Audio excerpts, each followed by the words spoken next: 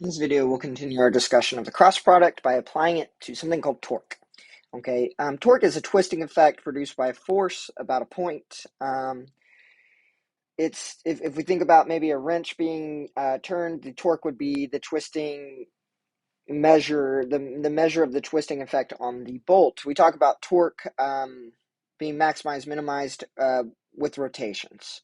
So I'm going to leave this because there's a couple problems I'm going to have you guys discuss. If you need to know more about torque, please click that link there. I have a video that just kind of introduces it, and then do your own digging after that.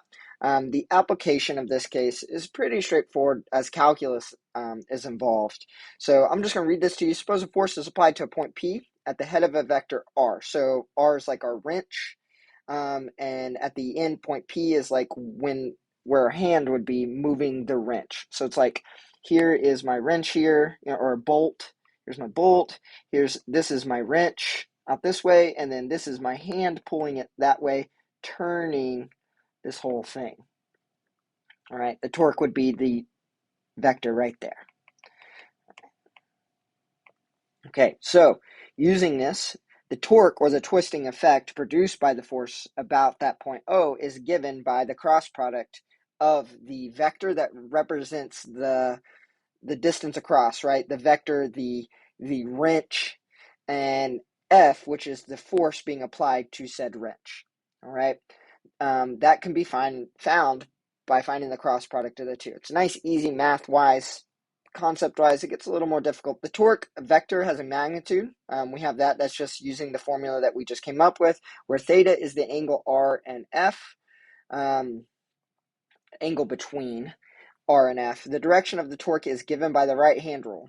So it is orthogonal to both R and F. If R and F are parallel, so R and F, so if F was running out this way, right, then the sine theta is 0 and the torque is 0. Think about if I had a wrench and I just pulled the wrench. Like, I'm not pushing it like F, I'm just pulling the wrench away from the wrench. It's not going to turn my bolt at all.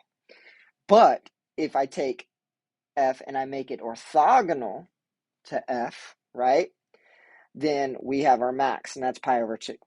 So if I have it here, then I'm going to get the most power using torque. Any kind of angle is going to loosen it or not have as much torque, and then the angle out this way with the right being parallel to R will give me no torque. Minimizes it. Okay, so if you would like to know more about torque and what it means, and maybe actually to fully grasp this idea of how torque is being measured and what the number means, please click the link below. All I'm going to do in the calculus class is I'm pointing out that torque can be calculated using a cross product. All right, so let's give an example. Let R, so OP in this picture actually applies here, is IJK. All right, a force F is 20, 0, 0 is applied at P. Find the torque about O that is produced. All right, so I already have my vectors. I'm going to write R in component form. So 1, 1, 1.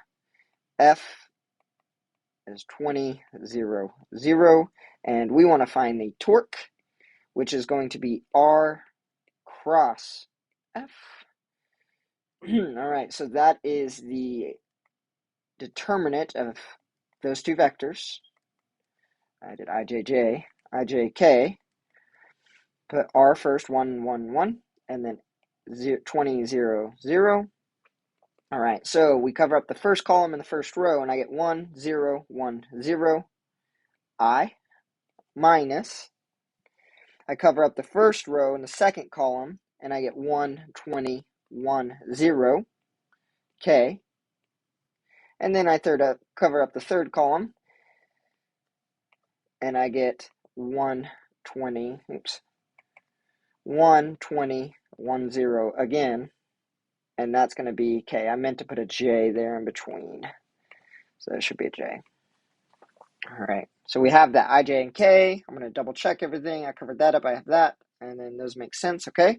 So if I do the cross product, I got 0, I, and then this is going to be positive 20J, and then this is going to be minus 20K. There's our torque vector. We could find the magnitude, and that would give us the magnitude of our torque. Like I said, if you're interested in this application, please click the link. There's a little bit more. And then just start looking more into torque. We're not going to get too heavy into it, besides that we can find that measure using a cross product.